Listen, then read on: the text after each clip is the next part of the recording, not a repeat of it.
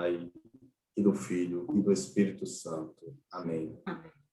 Vinde, Espírito Santo, enchei os corações dos vossos fiéis, e acendei neles o fogo do vosso amor. Enviai, Senhor, o vosso Espírito, e tudo será criado. Renovareis a face da terra. Oremos. Ó Deus, que instruíste os corações dos vossos fiéis, com a luz do Espírito Santo, fazei com que apreciemos retamente todas as coisas, segundo o mesmo Espírito, e gozemos sempre de sua consolação, por Cristo Senhor nosso. Amém. Em nome do Pai, e do Filho, e do Espírito Santo. Amém. Vou fazer uma recapitulação, né? Para a gente saber onde foi que parou. Vamos. Foi uma parada longa. Então, a gente precisa fazer... Ele está sentindo sua falta. Deixa eu ver só uma coisinha aqui. Sente o bom pastor. Nós tínhamos ficado lá no Bom Pastor.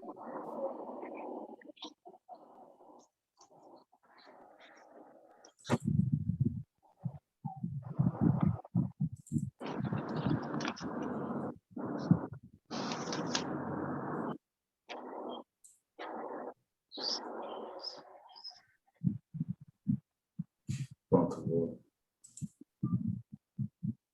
ver se eu consigo compartilhar aqui a minha tela.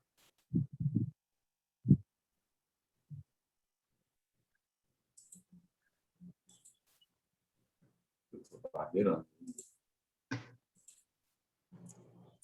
Dá para ver aí o meu... Dá.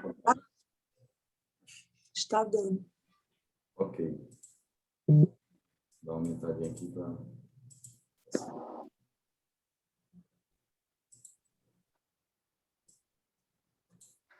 Só recapitulando aqui, onde foi que nós ficamos? Nós tínhamos visto o capítulo 9. E, assim, o capítulo 9 é colocado pelo Côniges com o capítulo 10º, ou pelo menos com o capítulo 10º, versículos 1 a 21, por uma razão literária. É que o capítulo 9 começa falando de um cego, e aí eu vou retornar aqui, olha, lá para o texto mesmo, capítulo 9, começa falando do cego, olha, capítulo 9, versículo 1, diz assim: Jesus ia passando quando viu um cego de nascença, um cego, certo? Então, o assunto aqui é o cego, no capítulo 9.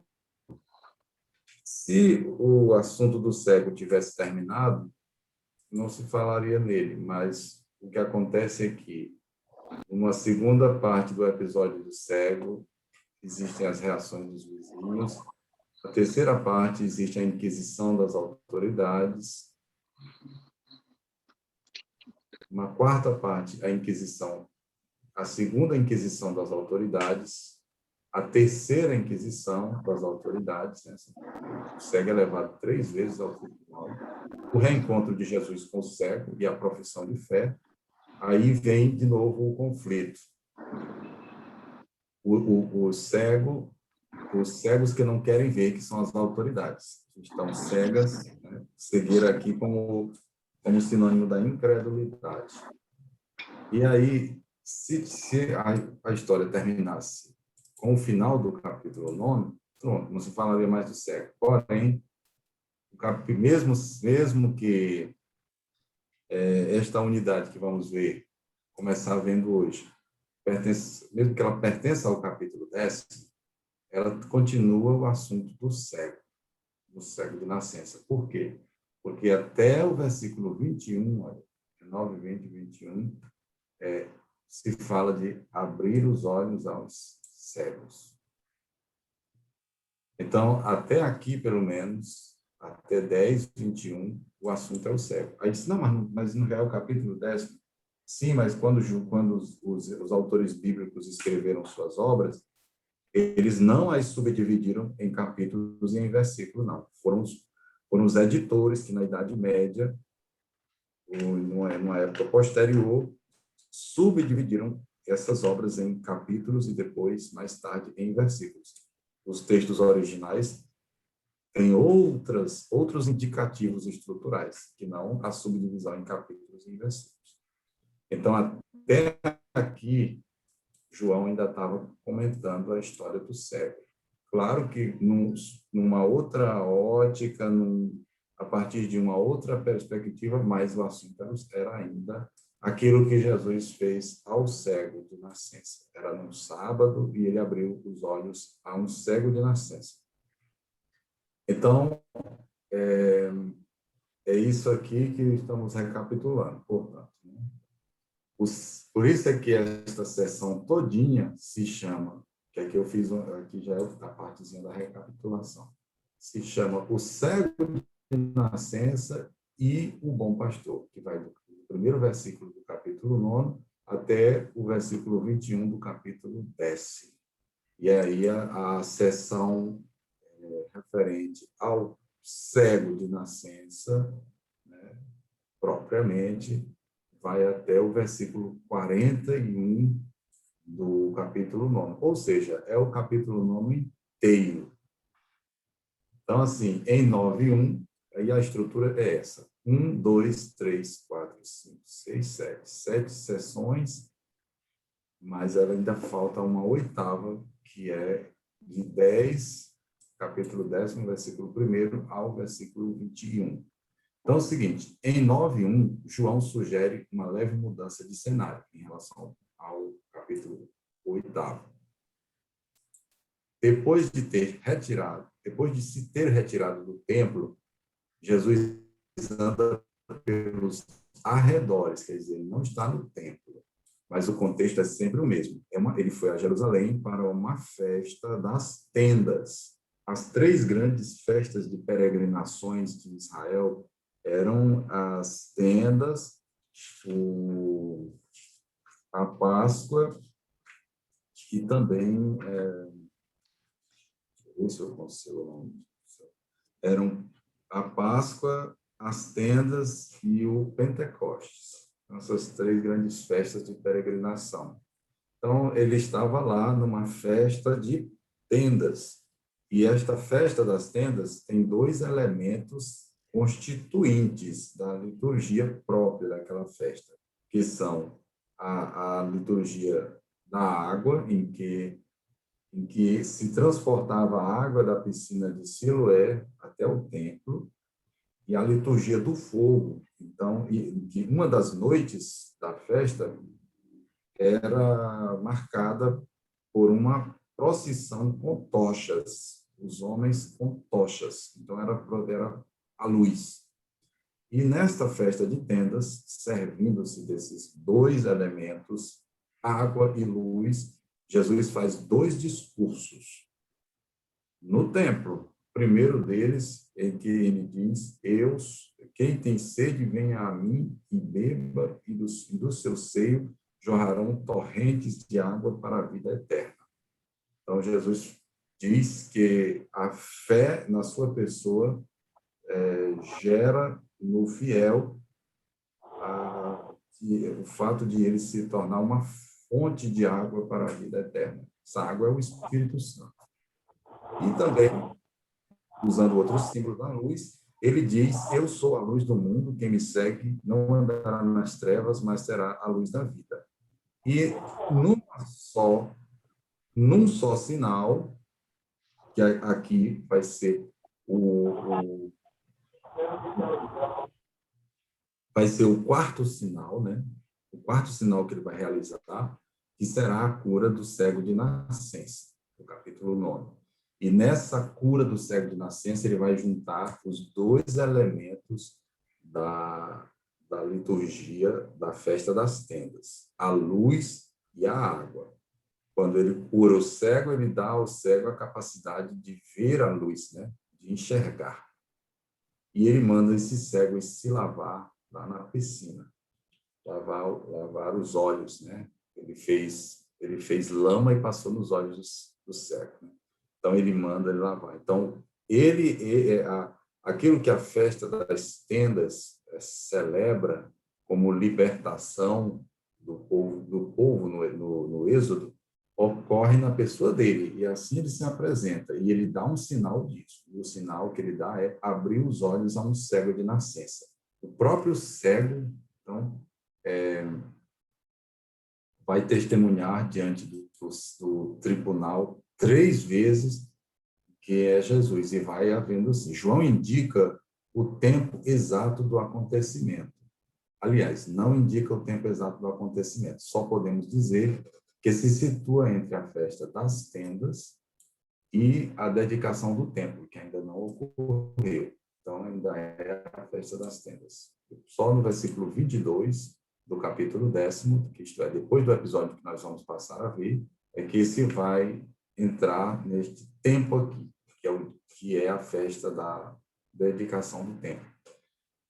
Então, no capítulo 10º, versículo 1º, percebe-se uma aparente ruptura na coerência do texto, mas falta a indicação de cenário. Pode ser que o evangelista tenha inserido estes versículos, 18 versículos, primeiros versículos do capítulo 10º, num segundo momento, arrematando o conjunto de 10, 19 e 21, que retoma em forma de inclusão a situação do capítulo 9. Retoma porque retoma a ideia de que Jesus pode abrir os olhos aos cegos de nascença. Apesar desta falha, entre aspas, aparente, existe uma coerência implícita entre o fim do capítulo 9, apontando a cegueira dos fariseus, e o início do capítulo 10, que focaliza os líderes do povo, pois na tradição evangélica é bem conhecido o tema de cegos que conduzem cegos, e isso aplicado aos fariseus.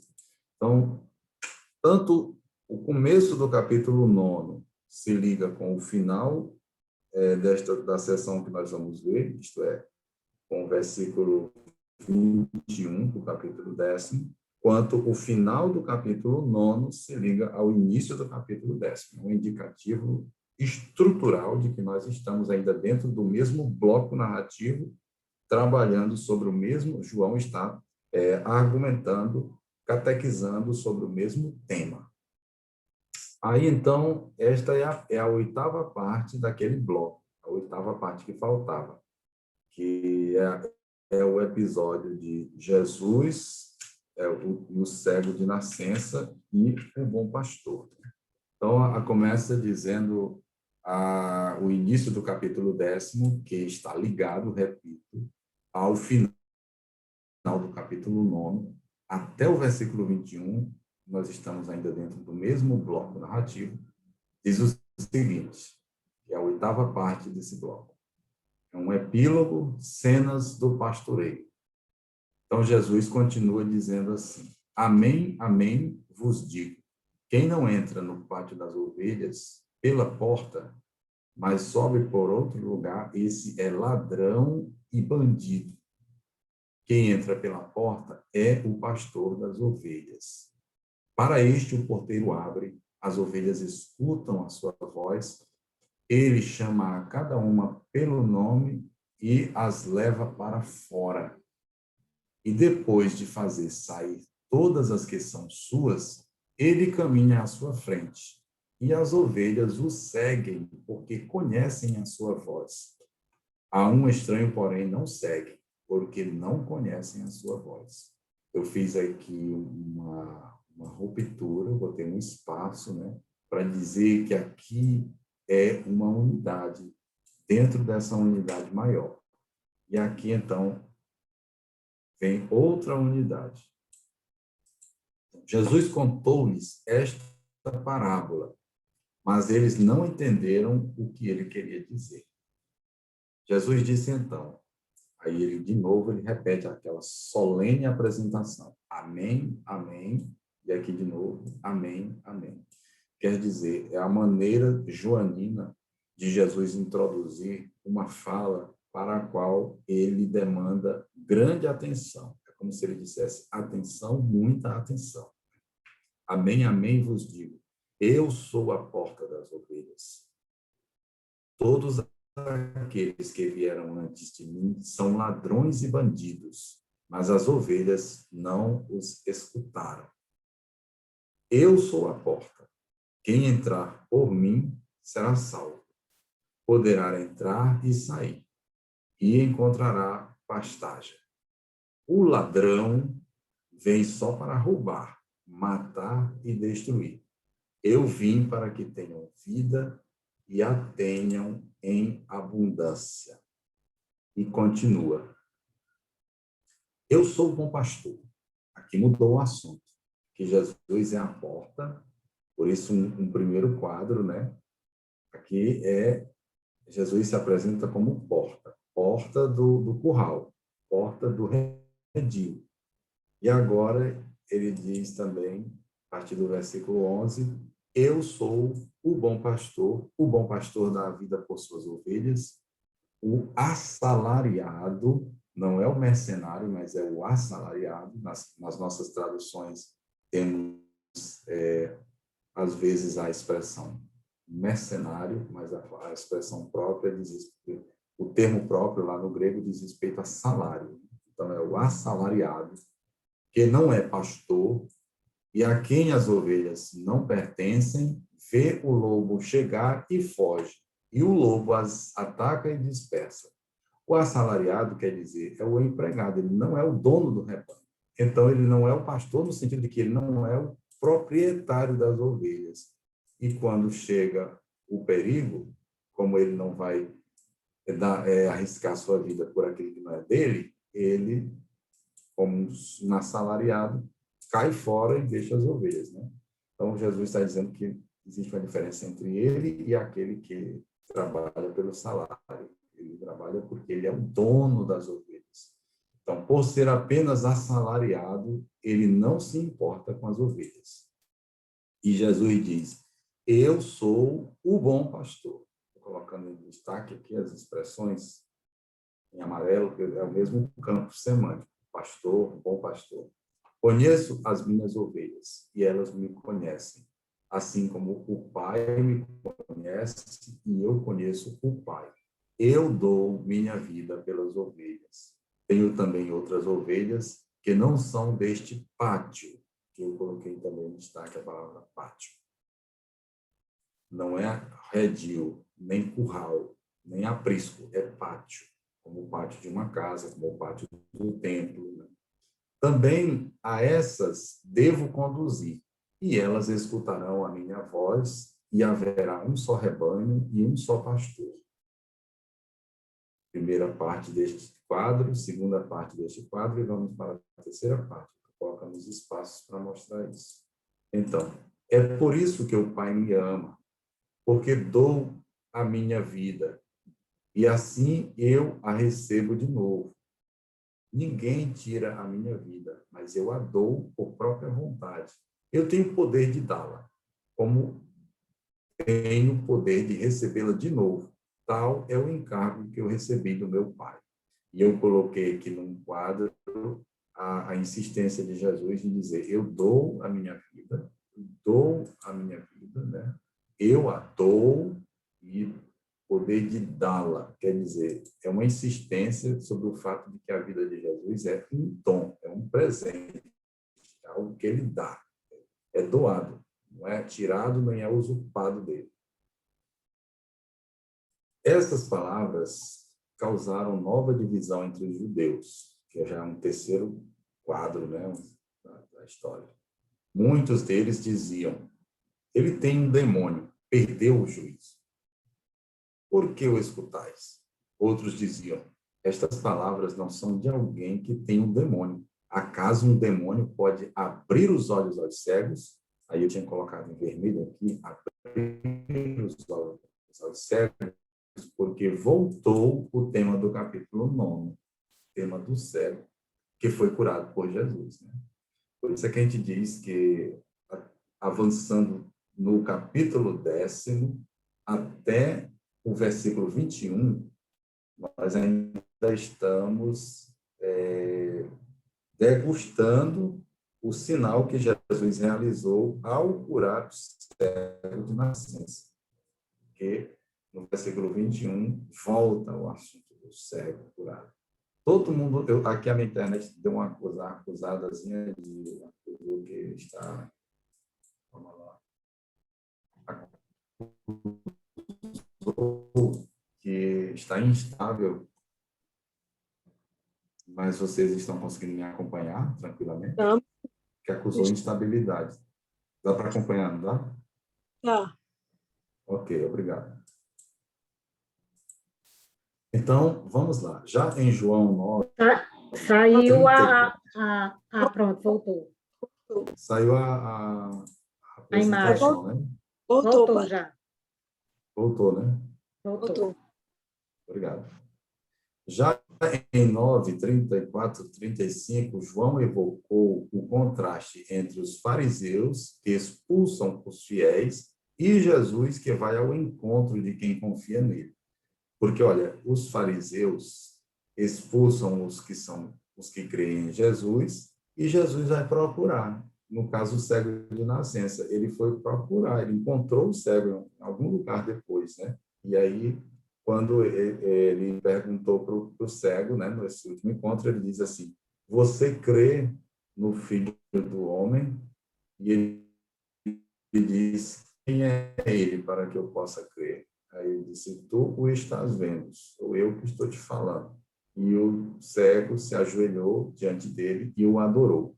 Então, Jesus vai buscar aquilo que o Sinédrio, a sinagoga, jogam fora, ele vai buscar. O contraste chama à mente os líderes de Israel, tradicionalmente chamados pastores. É por isso que aqui a gente entra, é por isso que aqui o João entra no tema do pastor, né? Ele não está em descontinuidade com o tema com a cura do cego, não. Está diretamente na continuação do episódio. Os pastores do cego o descartam. Jesus, que é o bom pastor, acolhe esta ovelha. Então, o contraste chama à mente os líderes de Israel, tradicionalmente chamados de pastores. Quer reúnam, quer destruam o rebanho. Esse tema pastoril e pastoral torna-se assunto de diversas variações no capítulo 10º. Né? O capítulo 10º fala bastante das ovelhas. Eu até acho que o tema de fundo do capítulo 10º, a palavra que comparece ao longo de todo o capítulo é a palavra ovelha, né? Para falar dos que pertencem a Cristo, né? Então, assim, parece que se pode reconhecer em grandes linhas a seguinte estrutura, baseada em dois desenvolvimentos do tema. Aí aqui eu estou sempre naquela mesma perícope, capítulo 10º, versículo 1º até o versículo 21. Então, dessa passagem, a gente pode intuir esta subdivisão. Primeiro, os salteadores e a porta, né? Jesus conta, entre aspas, a parábola da porta. A parábola da porta dos versículos. Primeiro, é bandido. Um contraste. O pastor entra pela porta, chama e conduz as ovelhas, porque lhe conhecem a voz. E uma conclusão: ao estranho não seguem, porque não conhecem a sua voz. E no sexto versículo, destacado tanto desta da subunidade seguinte, o narrador sobre a incompreensão dos destinatários, no caso, os fariseus. Eles são incapazes de compreender aquilo que Jesus está dizendo.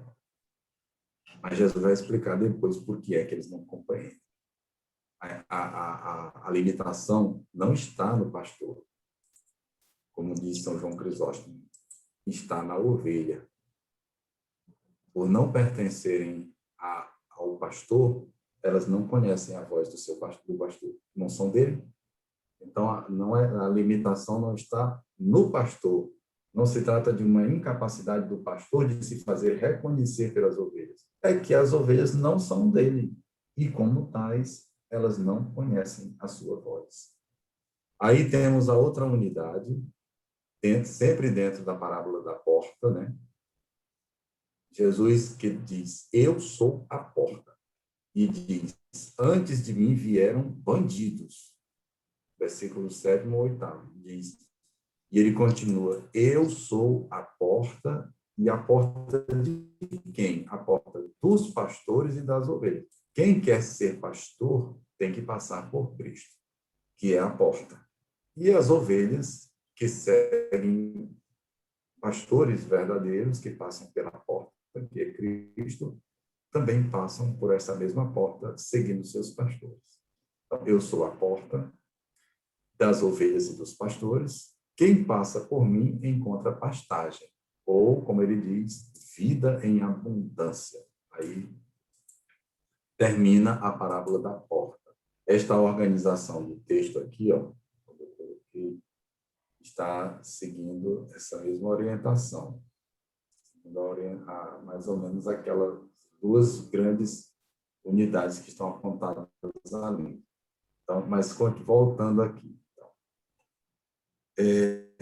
Aí, numa segunda parábola, dentro dessa mesma unidade do tema pastoril ou pastoral, ele diz assim, ele apresenta o perfil do pastor exemplar. Primeiro ele diz que é a porta, mas ele também é o pastor por excelência, né?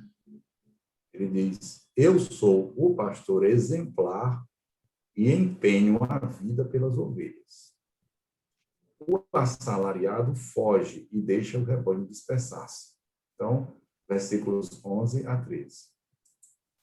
Eu sou pastor exemplar e empenho a vida pelas ovelhas e reúno as ovelhas também de outros lugares. Há ovelhas que não estão neste pátio. Interessante a palavra pátio aqui. Não redil, não curral, não rebanho. Ou não rebanho nem aprisco, mas pátio. E depois ele diz o sentido profundo de empenhar, de dar, né? Literalmente é dar, de dar a vida, né? Dar a vida, que é o termo próprio que ele usa, que é dar a vida como um dom, como um presente. Então, vamos dizer, uma unidade que se descola, assim como o versículo 6 se descola dessa unidade, também esta parte, versículos 19 a 21, se descolam desta unidade, porque eles são uma espécie de sumarização. Então, assim, ao descrever a divisão entre os judeus, aqui o texto faz a inclusão com o início do capítulo 9. Que inclusão é essa? Quando ele recorda que Jesus faz os cegos verem. É o tema do cego, da cegueira, da cura do cego. Então, nesta unidadezinha aqui, João faz o leitor, o catequista, voltar ao assunto do cego de nascença, né? Para mostrar que o assunto do pastor não está descolado do assunto do cego de nascença, não. Estão, na verdade, unidos num bloco. Então, voltando aqui ao texto, para a gente ver os versículos, né? Sobre o primeiro, né? Aqui não se menciona um novo cenário, nós devemos imaginar que Jesus continua a falar com os fariseus, mas o tema da cegueira não é mais mencionado explicitamente aqui, não é? E aí temos estas duas introduções que Jesus faz, né, solenes, amém, amém, e quando ele vai fazer duas declarações, como eu disse, João utiliza bastante essa expressão como indicativo de que Jesus vai fazer uma declaração forte, né? Como se eu dissesse, atenção, muita atenção, ou então atentai bem para o que eu vou dizer. Né? Então, esta parábola, ela está ligada tanto à parábola da porta quanto à do pastor, porque todas as duas são parábolas pastoris, estão ligadas à vida, ao comum, ao cotidiano da vida agrária do povo de Israel, né? Na Palestina antiga, os rebanhos das diversas famílias passavam a noite num curral ou num pátio comum. Era normal que os pastores fizessem currais comuns para misturar suas ovelhas, mas depois não dava maior confusão a ovelha de um com a ovelha do outro? Não dava, não, porque eles não eram mega criadores. Jesus está se referindo aqui àquela pecuária do pobre, a pecuária do pequeno pastor. E o pequeno pastor, ele sabe cada ovelha que é sua. Ele não vai deixar confundir de jeito nenhum. Então, esta tradução aqui, pátio, foi adotada porque ela faz pensar em outros pátios. Né? Por que não, como na tradução atual, né? Redil, curral, aprisco, né? E aqui nós estamos traduzindo como pátio, porque de fato a palavra em grego é pátio, né? Aulé. Aulé. Certamente é daí que vem a palavra aula. Né? Então, aulé significa pátio. E pátio aqui faz pensar o pátio do templo, ou até mesmo o pátio da casa do sumo sacerdote. E assim Jesus está dizendo que quem não entra no pátio das ovelhas pela porta, mas só é um ladrão e um bandido. Então, Jesus depois também aludirá ao mesmo pátio, né? E ele vai dizer assim,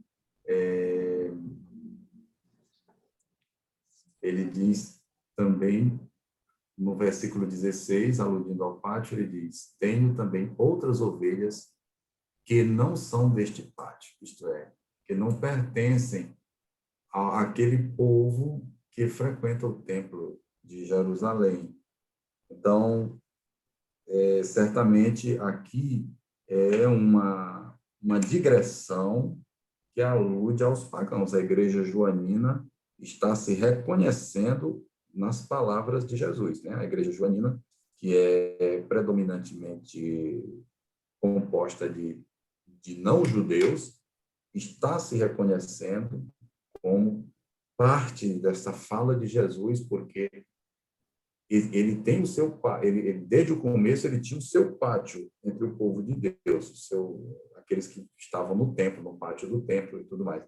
Mas existem outras ovelhas que não pertencem àquele pátio, àquele meio, àquela religião do templo, mas que também são suas. E aqui estão os pagãos, né? Repito, numa digressão que João faz, né? Que aí João faz falando dos membros da sua igreja. Um outro elemento que merece atenção também é a alusão que Jesus faz duas vezes, né? A este, como é que se diz? A este binômio, ladrão e bandido. Ao que parece, ladrão e bandido não são duas categorias de pessoas, mas é um binômio, né? É um sintagma. Na verdade, descrevem uma só classe de pessoas. E eu coloquei em destaque a palavra bandido, porque o termo bandido, na obra do grande historiador Flávio Joséfo, que escreveu uma monumental obra sobre a história dos hebreus, né, sobre as guerras judaicas,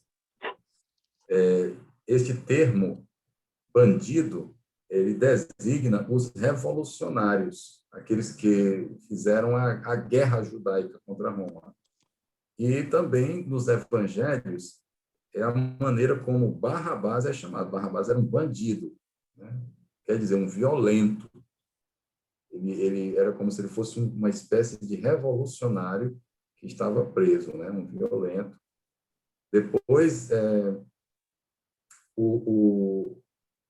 os que foram crucificados com Jesus são qualificados por Mateus, por exemplo, com essa designação de bandido. E o próprio Jesus, quando ele vai ser preso, ele diz: vocês vêm me prender como se eu fosse um bandido, um brigante, né?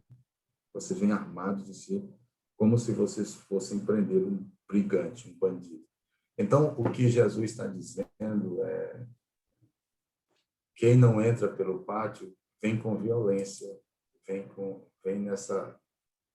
nessa índole, né? Mas não são não são pastores, porque não passam pela porta. E nos versículos 2 a 5, aqui, quando ele, nesta unidade aqui, parte aqui da unidade, quanto ao pastor das ovelhas, este entra pela porta. Vejam que Jesus ainda não está falando dele. Pelo menos dele como pastor, não. Porque o assunto aqui é a porta. A parábola aqui ainda é a da porta.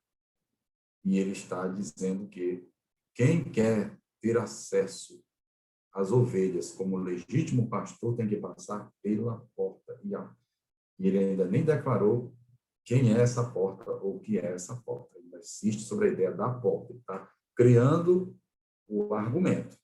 Então, o porteiro lhe abre o portão, as ovelhas reconhecem a sua voz quando as chama pelo nome, pois as ovelhas têm nome, como se fossem filhos. No segundo livro de Samuel, no capítulo 12, versículo 3, se alude a isso. A pecuária pequena de Israel nomeava suas ovelhas, e não somente isso, que a ovelha, sendo um animal inteligente como ela também reconhece a voz do pastor, ela sabe quem é o seu pastor e quem não é. Isso é uma constatação da própria vida de quem é do campo, né? Quem é da cultura de Israel, criador de ovelhas, como eram os israelitas,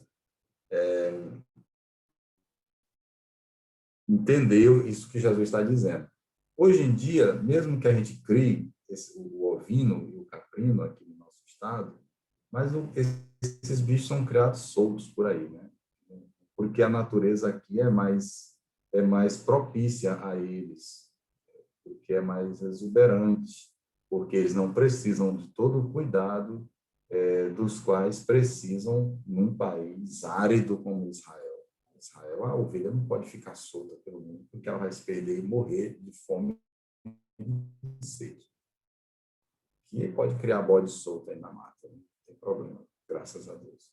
Então, por isso, esse envolvimento maior do pastor e da ovelha na cultura do povo de Israel, devido à própria geografia da região. Depois, ainda nesta mesma unidade, o versículo 5 volta ao assunto inicial dos maus líderes, né? Destacando a sua inconfiabilidade. E aí entramos no versículo 6. A partir do versículo 6, né? Diz assim: Jesus contou-lhes esta parábola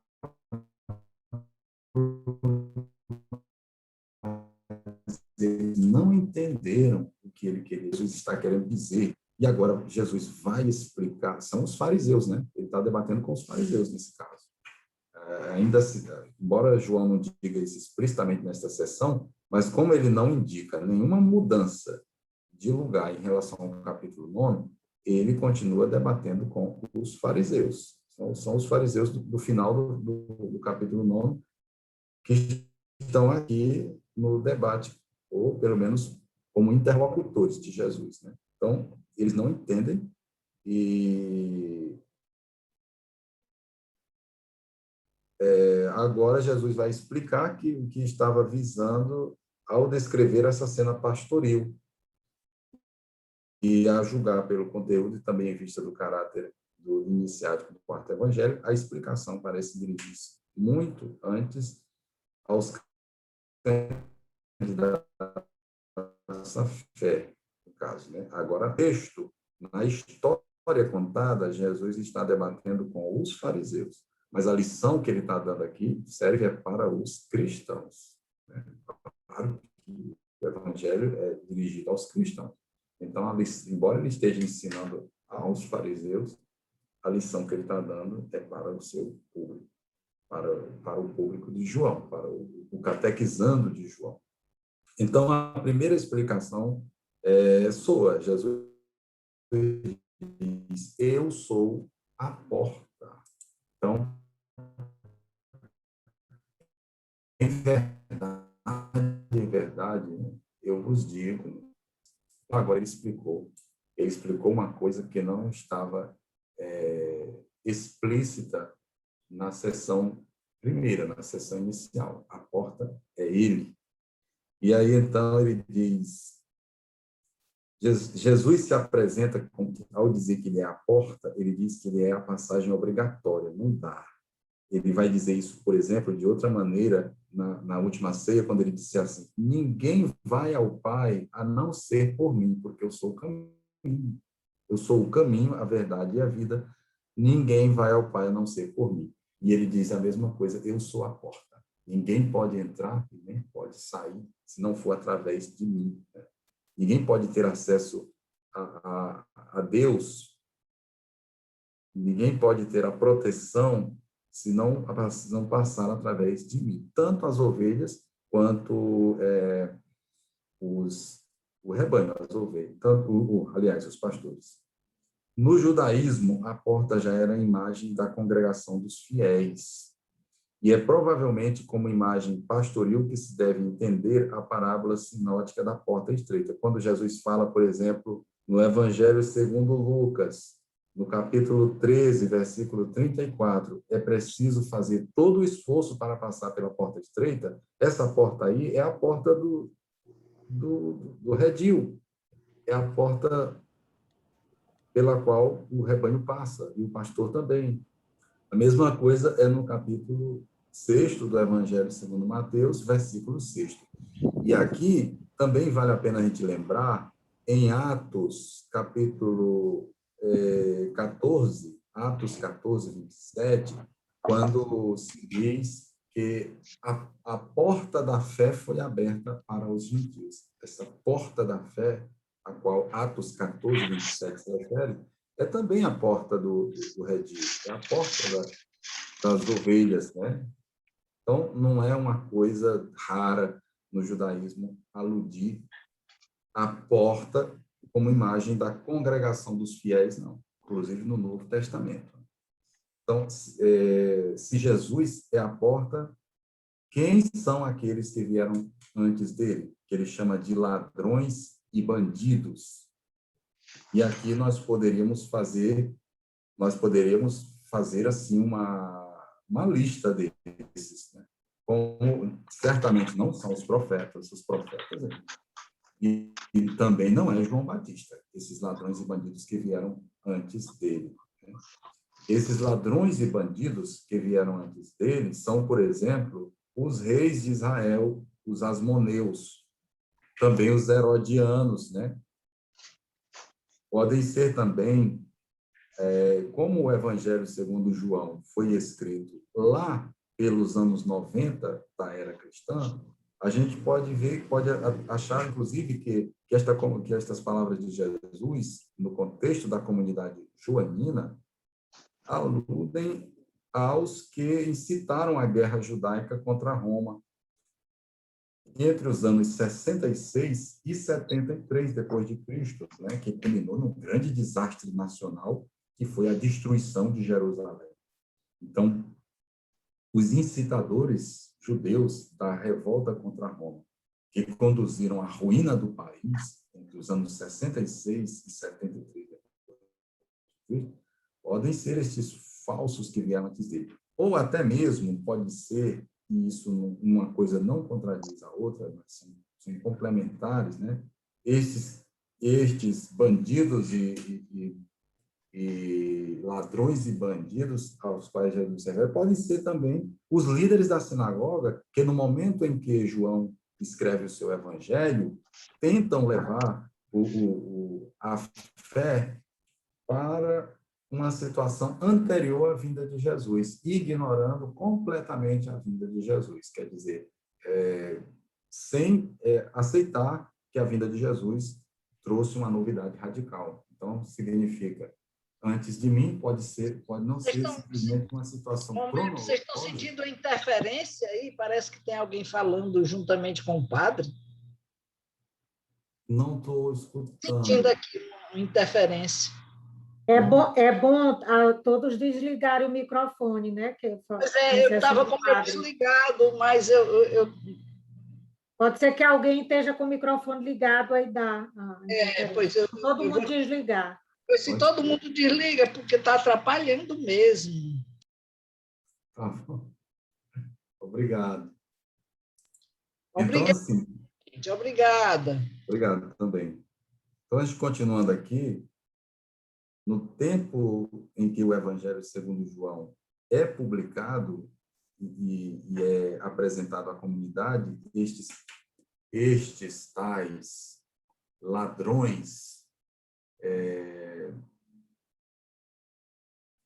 e bandidos que vieram antes de mim, como diz Jesus, pode ser uma alusão aos líderes da sinagoga, que, embora não tenham vindo antes de Jesus cronologicamente, pregam um ensinamento que é anterior à vinda de Jesus, sem levar em conta que a vinda dele trouxe uma novidade radical no cumprimento daquilo que estava previsto nas antigas escrituras, né? Ou, como diz o Côniges, queriam continuar no nível do judaísmo sem Jesus, levar o rebanho para coisas do passado, sem vida, portanto, para a morte. Então, pode ser isso também, né? Sejam quais forem os tais que vieram antes de mim, que são bandidos, ladrões e bandidos, né? Pastores que não passam por Jesus só causam a ruína e a destruição do rebanho. Quem não passa por Jesus... E padre Clodomiro, aí como é que eles faziam quando eles iam ler, né, quando eles liam as passagens do Antigo Testamento, por exemplo, do profeta Isaías, que falava da vida do Salvador, porque eles tinham que fazer a explicação, né? Como era que eles faziam, né? A gente pode se perguntar assim. Eles omitiam essa paisagem, judeus, né? Você se refere aos judeus da sinagoga? Sim. Como até hoje, né? Como fazem até hoje. Se trata de promessas que ainda não foram cumpridas. É um judaísmo sem Jesus. Jesus não conta, não faz diferença nenhuma. Ele não cumpre os pré-requisitos para se identificar com o Messias prometido. É o que acontece até hoje, né? Ainda estão no âmbito da promessa, sem que ela tenha se cumprido ainda. É por isso que Jesus, né, vai e abre a parte do profeta Isaías e diz que ele a promessa se cumpriu. Hoje se cumpriu, Hoje se cumpriu esta passagem da Escritura, Isaías capítulo 63, versículos 1 a 3. Ele leu na sinagoga em Nazaré. O capítulo 4 do Evangelho segundo Lucas. Exatamente. O cristianismo lê as Escrituras com Cristo, com Jesus Cristo, né? O judaísmo lê as Escrituras sem Jesus Cristo. E Jesus diz, quem procura o rebanho sem passar por ele, não é pastor legítimo. Então, também implicitamente, João está se referindo aos líderes da sinagoga, que são pastores do seu próprio rebanho, né? Aí temos nos versículos 9 a 10, né? que se retoma o tema da porta, retoma a exclamação, eu sou a porta, mesmo que ele não diga das ovelhas, né? E aí eles dizem, os pastores que entram e saem por ela encontram pastagem para pastorear e alimentar as ovelhas, proporcionando-lhes o dom de Deus. E esta expressão aqui, entrar e sair, ela tem uma conotação bastante ampla e simples, assim, chegando a significar simplesmente frequentar ou conviver, né? O certo é que entrar e sair é uma situação de proteção. Entrar indica proteção, sair indica liberdade, né? Então, aqui Jesus estabelece estas duas características em relação à ovelha e em relação, claro, ao pastor e o seu rebanho. Ele proporciona entrar para a segurança do seu redil e proporciona como porta sair para as pastagens, para alimentar-se, né, e nutrir-se. Então, excluindo os ladrões que só entram para roubar e matar, Jesus diz que ele veio para que as ovelhas tenham vida e a tenham em abundância. E assim, então, com esta é o versículo 10º, a segunda parte do versículo 10º, né, a parte B. Jesus passou, então, da figura da porta obrigatória para a figura do pastor exemplar, com esta passagem aqui, né, da ideia de uma porta obrigatória para a ideia de um pastor exemplar. Continuando aqui, então, ele diz assim, eu sou o bom pastor. Aqui é a segunda parábola, é a parábola do pastor. E eu sou, a palavra bom, aqui, que é traduzida como bom, na verdade, em grego, eu vou botar bem aqui os termos em grego, é kalos. Kalos. Essa é a expressão própria da língua grega. Kalos. Vou botar aqui para poder ficar claro. Kalos não significa simplesmente bom ou bondoso. Kalos significa verdadeiro, significa bonito, belo. Belo não no sentido de não bonito, de belo.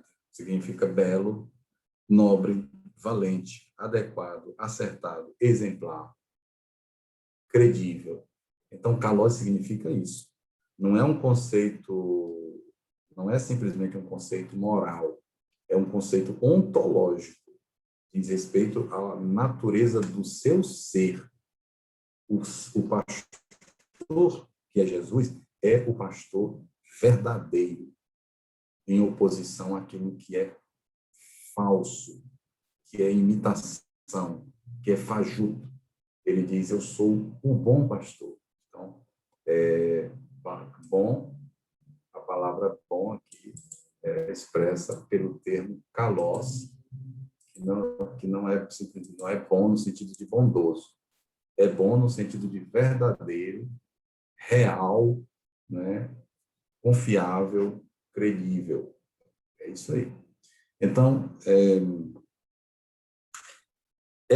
o texto que está, o texto do Antigo Testamento que se encontra como pano de fundo desse discurso de Jesus é o capítulo 34 do livro do profeta Ezequiel. O capítulo 34 de Ezequiel fala exatamente dos pastores de Israel que foram infiéis, né, se referindo aos reis e aos líderes religiosos de Israel, e fala também, faz a promessa de que o próprio Deus é que pastoreará seu povo, prometendo assim, Ezequiel, a vinda de um Messias, que viria como um novo Davi para pastorear o seu povo. Então, esse texto do bom pastor, do belo pastor, do pastor verdadeiro, real, tem como pano de fundo o livro do profeta Ezequiel, no capítulo 34, onde se faz uma denúncia dos maus pastores, dos maus líderes de Israel, tanto líderes políticos quanto religiosos, e se anuncia que o próprio Deus é que virá pastorear o seu povo na pessoa do Messias, que será um novo Davi. Uma outra passagem do Antigo Testamento também, que nós encontramos como pano de fundo destas palavras de Jesus no Evangelho segundo João, é Zacarias, capítulo 13, versículo 7, né? Zacarias 13, 7, onde se fala do dispersar, né? Então, ele fala de a dispersão das ovelhas depois da morte do pastor, uma imagem aplicada a Jesus e aos seus em Marcos 14, 27, e interpretada por João em relação à comunidade. Mas aqui Jesus não é como os pastores contratados por salário, que não se importam com as ovelhas, porque não lhe pertencem em propriedade, né? Os assalariados, os que são apenas funcionários, não sendo donos do redil, quando vem o lobo, ataca e dispersa. Esse termo é retirado de Zacarias, capítulo 13, versículo 7. Mas o bom pastor não. O bom pastor empenha, dá a sua vida por suas ovelhas, porque ele não é um assalariado. As ovelhas são dele, e ele vai morrer por aquilo que é seu. Eis a diferença entre Jesus, o pastor, e os pastores, né, que vieram antes dele, que não eram donos do rebanho. Nós temos muitas passagens no Antigo Testamento que aludem à vida pastoral. Por exemplo, os patriarcas. Abraão, né, ele tinha muitos rebanhos. O próprio Moisés é um pastor,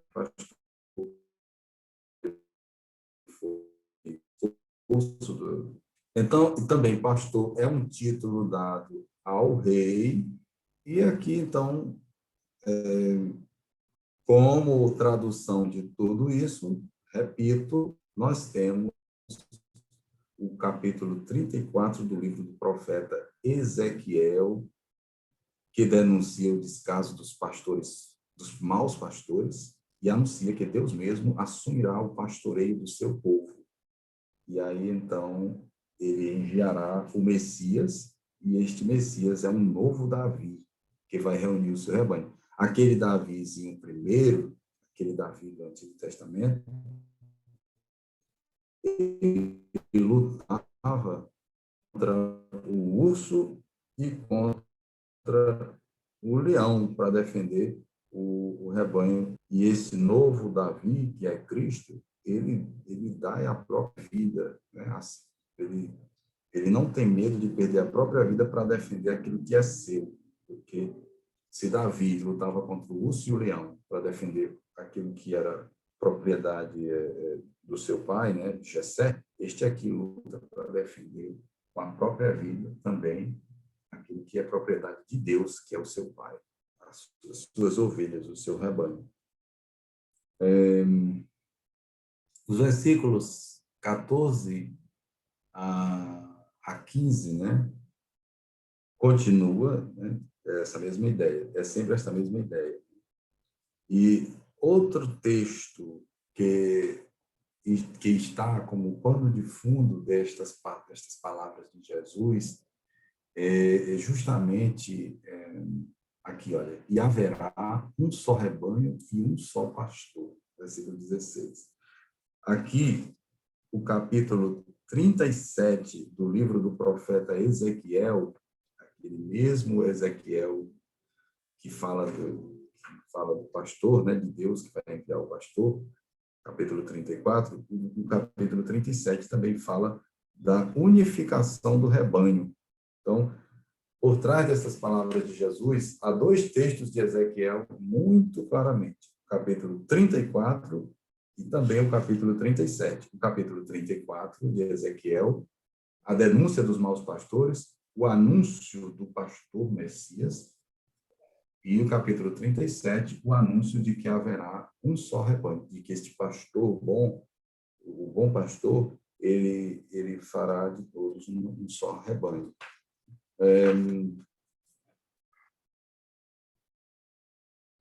Aí, então, como eu já havia aludido, Jesus diz, tenho também outras ovelhas que não são deste pátio, e a palavra pátio aqui é de propósito, porque não é redil, não é rebanho, não é curral, não é aprisco.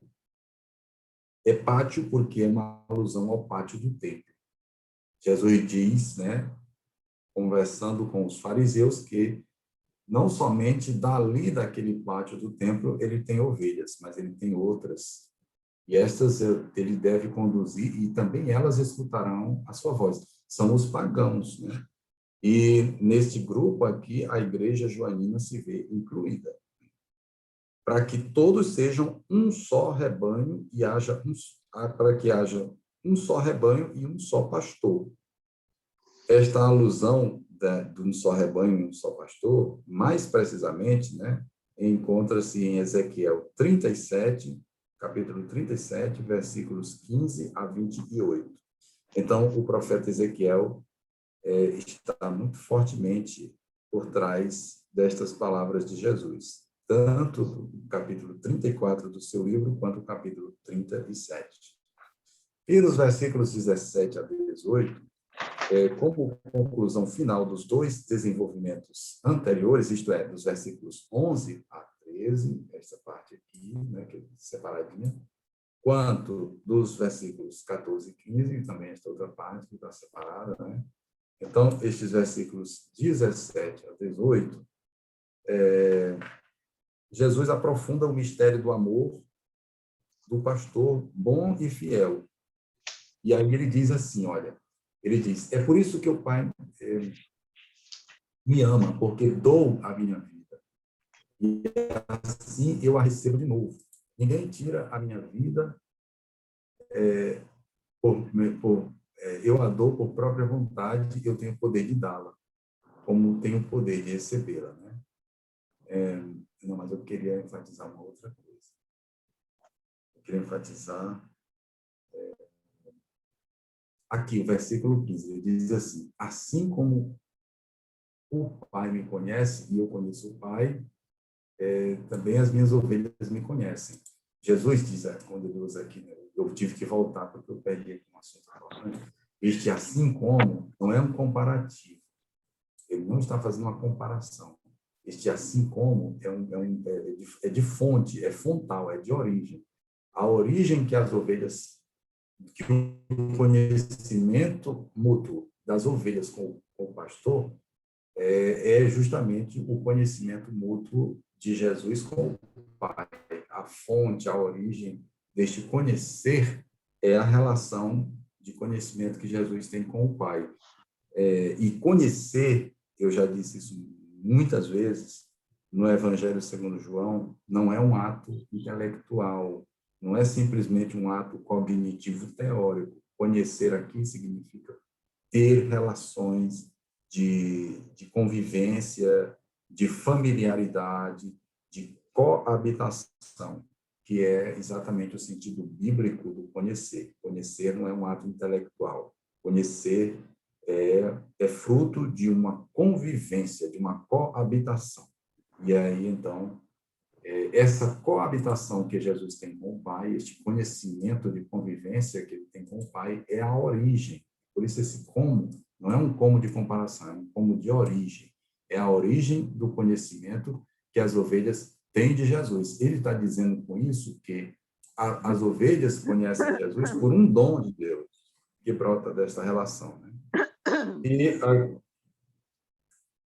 E aqui, por fim, nos versículos 19 a 21, os chamados judeus começam novamente a discutir por causa das palavras de Jesus. Então, assim, muitos acham que ele está delirando, que ele tem um demônio, mas outros recordam que ele abriu os olhos a um cego de nascença, né? Embora não diga aqui, mas a alusão é o cego. E ao usar o plural, ele está dizendo que ele tem esse poder, não somente de fazer aquilo que ele fez àquele cego em particular, mas ele tem esse poder de modo absoluto, né? Então, com estas palavras, aqui, João emoldura que o capítulo 9, versículo... Emoldura é essa unidade literária que vai do capítulo 9, versículo 1 até o capítulo 10, versículo 21, que ainda trabalha sobre o tema do ver, e que ainda está tratando da cura do cego de nascença. E assim, então, neste final aqui, da sua exposição sobre este fato, se encerra aquilo que são os dias das festas das tendas. As festas das tendas vai terminar aqui. A partir do versículo 22 do capítulo 10, já é um outro contexto, embora Jesus esteja em Jerusalém, no pórtico de Salomão, no templo, né? Mas agora já é uma outra data.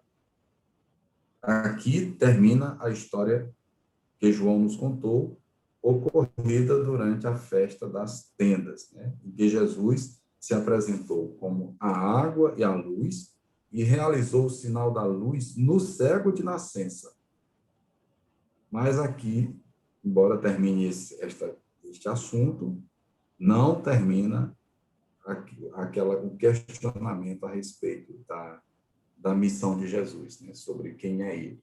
A gente vai ver que no versículo aqui que eu já tinha colocado, né?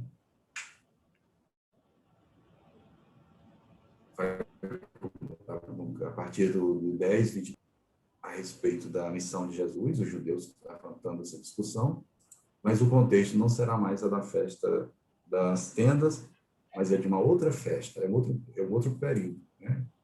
A festa da dedicação, que acontece em dezembro, e que é em pleno inverno. Mas essa é uma história para depois, para a gente não cansar muita mente de todo mundo com muita história. Mas... Obrigado pela atenção.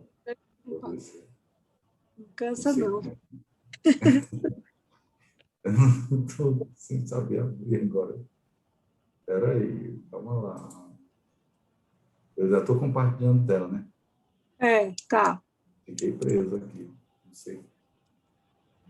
Espera aí.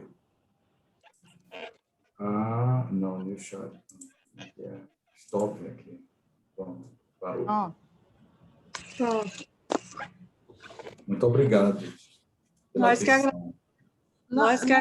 Na minha Se alguém quiser vida, dizer a alguma festa coisa, das tendas tem a festa dos tabernáculos, que é a mesma coisa, né? é a mesma coisa. E em hebraico é Sukkot. Sukkot. Sukkot, em hebraico, Sukkot. É aqui, olha. Eu vou só, já que nós entramos nesse assunto, quero usar aí calendário, né? Aí eu vou dar só uma partilhadazinha rapidamente para poder... Porque tem a missa, né? Já. Mas aqui. Olha aqui este calendáriozinho. Aqui, não sei se todo mundo consegue ver pelo tamanho, né? Eu vou aumentar só, Pra ver, Vou tirar só o senhor bem daqui, peraí. Aqui, olha. Sukkot, tá vendo? Tendas. Uhum. E o mês é entre setembro e outubro. Ó, tá aqui, setembro e outubro. Esse aqui foi nessa festa das tendas de Sukkot, lá pelo mês de final de setembro e início de outubro, que teve toda aquela discussão. Água, luz, cego, bom pastor, entendeu? Aí o próximo tema vai acontecer aqui, ó. na festa da dedicação, entendeu? Já, olha, final de novembro e início de dezembro, já é no inverno, no hemisfério norte. Vai ser aqui, na Chanukah, festa das luzes e da dedicação, que é lá em dezembro. Por isso João diz, era inverno, né? É inverno no hemisfério norte, dezembro é inverno. E é inverno bravo, né? Já estamos no pico do inverno. É isso. Obrigada. Então, eu agradeço. Né? O E aí, nosso próximo é dia 22, né, Padre? dia 22, nosso próximo, certo? Aí nós vamos continuar para concluir o capítulo 10º. E se der tempo, a gente entra no 11, que já é a ressurreição de Lázaro, né? Exatamente. Vai ser o último sinal que Jesus vai realizar na sua vida pública. Exato. Né? Pois, Muito obrigado. Obrigada mesmo. A gente Um estava abraço. sentindo. Obrigada. Obrigada, Também, Padre. Paulo. Desculpa que eu estava meio aperreado esses dias. Eu sei. Mas é sempre uma alegria estar com vocês. Mas aqui. Alegria nossa. É nossa. Privilegiadas. Vou mandar Também. seu abraço, viu, Bia, para o Domingos. Ah, passe, padre, por gentileza. De bom. Nós estamos rezando por Todos ele. nós. Tudo Eu rezando sei, por ele. eu sei. E Pela- por As saudade. orações de- Graças às orações de vocês, Deus tem sido muito bom com ele. Porque foi uma situação muito grave, né, Padre? Assim, que ele estava, né? Muito grave. Ele tirou 65% do fígado. Foi. E depois ainda teve um apendicite, não foi? Ele teve uma infecção renal com coisa. Eita, coitado. Mas Já ele ficou teve bom, alta, mas ele já voltou ficou para bom. fazer outra cirurgia. Foi, teve que fazer. Não foi, Desde Diana? a queda, o coice, hein?